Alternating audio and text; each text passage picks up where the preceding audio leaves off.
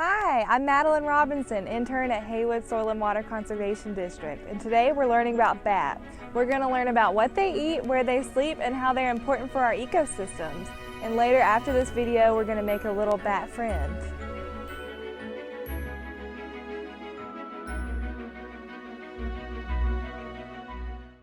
Bats are important players in our ecosystem, and it's important that you learn about them and understand how valuable that they really are. Bats get a really bad rap for no reason. They're seen in spooky movies, they remind us of vampires, and everyone associates them with the spread of disease. Many people don't like bats and they believe bats are dangerous. But bats help make the world around us what it is, and it's important to learn about bats.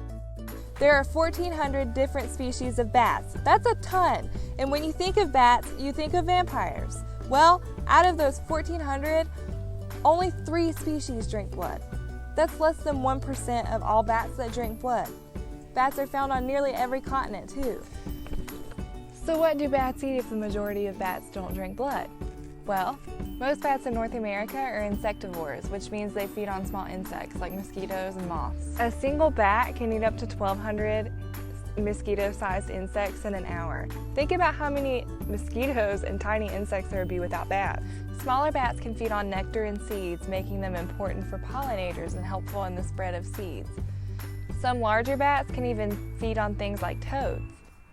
Over 300 species of fruits depend on bat for pollination, so think about that the next time you eat a banana or mango.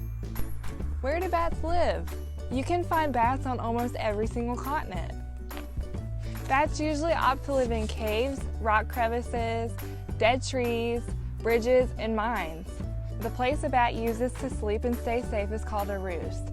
Bats can roost together or by themselves. Bats, like many other species, have adaptations. An adaptation is when an animal changes something about themselves to help them survive better and fit their environment.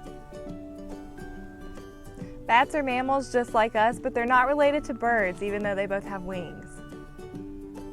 Bats have arms that have been adapted into wings, and their bones are thin and light, making flying easier. Bats' wings are made up of bones, skin, blood, nerves, and tendons, much like we have. Bats use echolocation by making sounds and listening to what those sound waves echo off of. They use this at nighttime, and they also have different sized ears depending on how much they use echolocation. For example, the fringe-lipped bat has large ears because it zones in on frog calls and preys on frogs.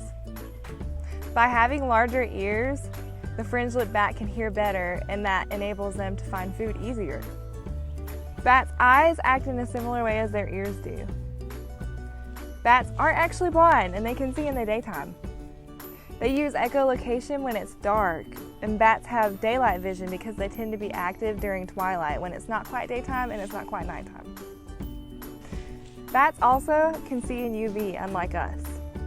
Many flowers have nectar guides. Nectar guides are signals from the flower for the pollinator that help the pollinator find nectar. Nectar guides are in the UV spectrum, so we can't see that. Many animals like bats and birds, though, can. Why do bats carry diseases?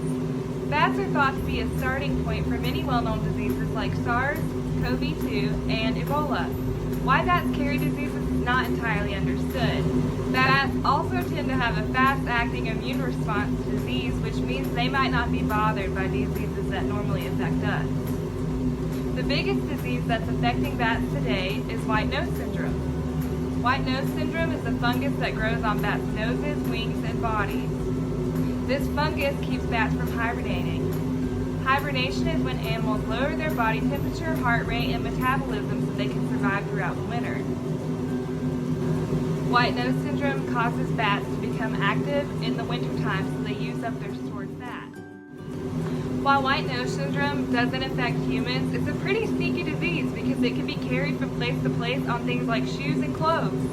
This is not good news for bats because that means white nose disease can spread easily to a lot of different places. The good news is that research is currently being done to find a cure or at least help. So what else affects bat populations? Deforestation, habitat loss, and climate change are all affecting bat populations. When humans cut down trees, build roads, and change the land for our use, it affects bat habitats. Not only are bat habitats reduced from this, but access to food like insects for bats to eat is also reduced.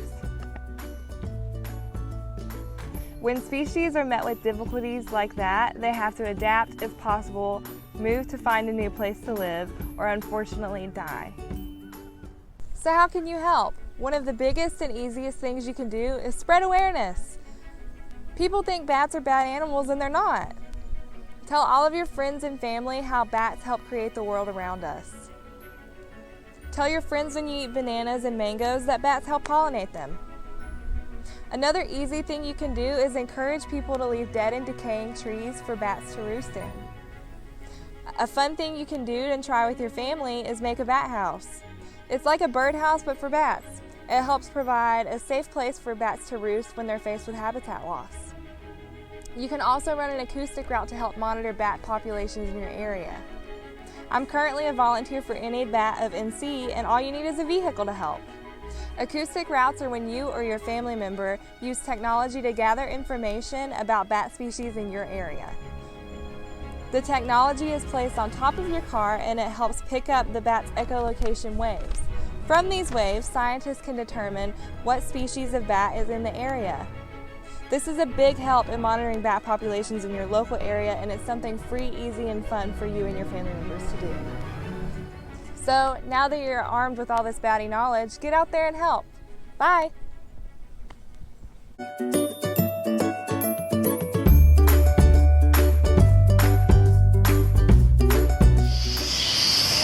Here's a cool video of a colony of fruit bats taking flight. This was recorded in Cairns, Australia, one evening in November 2012.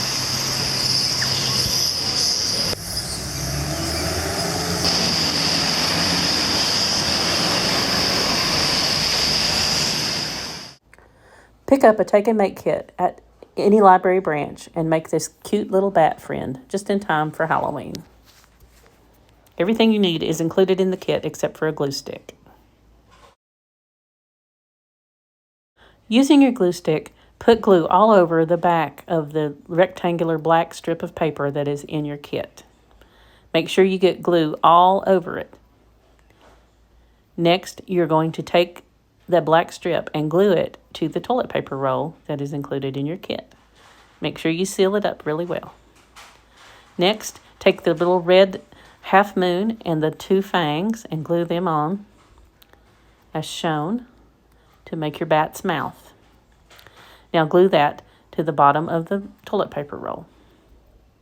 Next, add your googly eyes using the glue stick and add the ears to the inside of the toilet paper roll as shown here.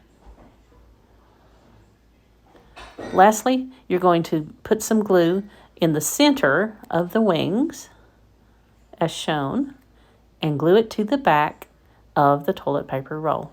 Now you have a cute little bat friend just in time for the holidays. Check out some of these books about bats that are available through the Haywood County Public Library. There are other titles that are available through NC Cardinal. Just ask a librarian or check out our catalog.